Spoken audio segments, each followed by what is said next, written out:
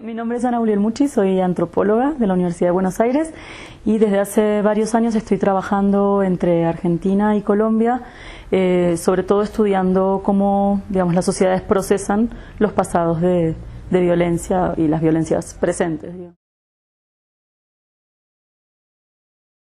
Más allá de lo que dictaminan, podríamos decir, las leyes y las políticas públicas en torno a sobre todo a lo que tiene que ver con la reparación de las víctimas, lo que me interesaba es cómo, podríamos decir, las personas se apropian de esas categorías, cómo las usan, si se sienten, podríamos decir, reflejados en esas categorías o no, y eso es lo que me interesó, o sea, más allá del ámbito, podríamos decir, jurídico, donde emergen y se implementan estas categorías, podríamos decir, el ámbito social también, de cómo son utilizadas. La categoría de víctima para muchos es una categoría que podríamos decir que los encasilla en unas identidades esenciales, ¿no? Como si ellos fueran víctimas de una vez para siempre. Entonces muchos discuten, bueno, no, yo padecí una situación de victimización, pero yo no me considero una víctima. Por ejemplo, a mí me pasó en el caso de Argentina que trabajando con mujeres que fueron integrantes de organizaciones revolucionarias, ya sea armadas o no armadas, muchas veces no se sentían representadas en esa categoría. Si bien entendían, digamos, y acordaban con que se hubiera indemnizado, digamos, a las personas que estuvieron presas en condiciones ilegales, podríamos decir, de detención, ellas se reconocían como protagonistas de la historia, como actores políticos que buscaban transformar la sociedad, que buscaban transformar, digamos, ciertos proyectos, podríamos decir, de país o ciertos proyectos económicos más globales. Entonces esa categoría no les resonaba. Entonces me parece que eso como que también es interesante, que muchas veces aunque el Estado trate de generar, podríamos decir, o de considerar cierta identidad de un grupo de víctimas, digamos, las apropiaciones pueden ser muy diversas. Por ejemplo, no fue lo mismo lo que pasó con estas mujeres que eran excombatientes que lo que pasó con los familiares de detenidos desaparecidos, que más allá de que sus hijos pudieran ser combatientes o no, ellos no lo eran. Entonces la apropiación de esa categoría de víctimas, si bien para el Estado ambos eran víctimas, ¿sí?, fueron muy diferentes.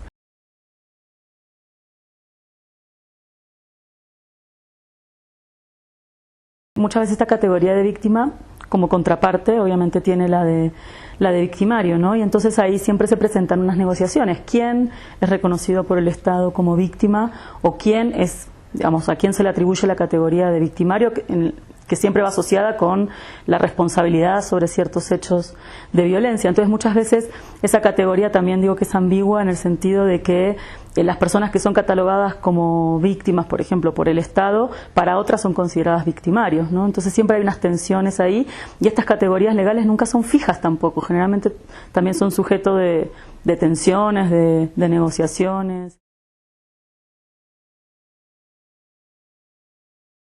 Yo creo que hay muchísimo que aportar porque, digamos, yo trabajé mucho no solo, digamos, en el ámbito académico, sino también en la gestión, en políticas de derechos humanos.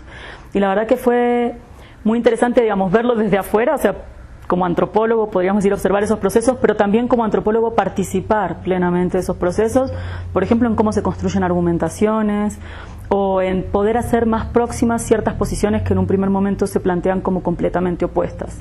Entonces hay actores que generalmente en el escenario político se presentan como antagónicos, ¿no? Pero a veces cuando uno empieza a escuchar sus discursos o empezás a analizarlos y empezás a ver sus puntos de vista, sus justificaciones, podés ver que puede haber elementos incluso comunes entre esos actores o que puede haber puntos de acuerdo, más allá de que muchas cosas estén en desacuerdo. Entonces también un antropólogo a veces puede servir como para que esas aproximaciones tan antagónicas puedan escucharse, puedan ser audibles entre ellas, ¿no? Ese puede ser un punto.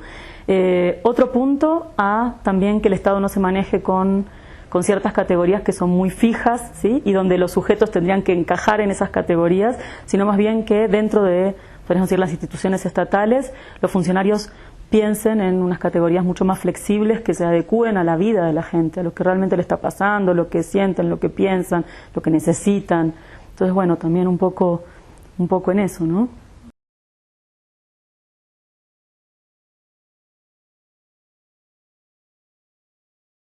Y me parece que lo importante de este tipo de artículos es que los discursos tienen efectos, los discursos sociales, los discursos jurídicos tienen efectos que nosotros pensamos, son solo palabras. No son solo palabras, o sea, son palabras que articulan sentidos y que aparte articulan políticas, y aparte de eso pueden ser apropiadas de una manera o pueden ser apropiadas de otra, y pueden tener un uso, pueden tener otro, y eso es, o sea, en ese sentido sí creo que nuestro trabajo también alimenta ciertos procesos políticos, ¿no? O sea, sirve para, digamos, para tener una reflexión crítica sobre eso, y también para tener una voz política.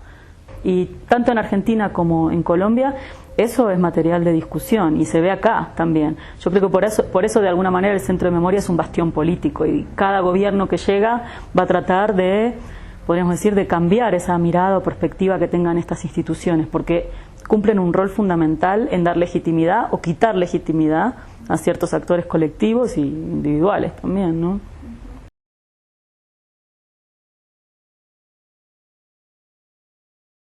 Creo que los antropólogos nos metemos en la vida de la gente, ¿no? Y compartimos sus vidas, compartimos su tiempo, sus experiencias, sus dolores, sus alegrías.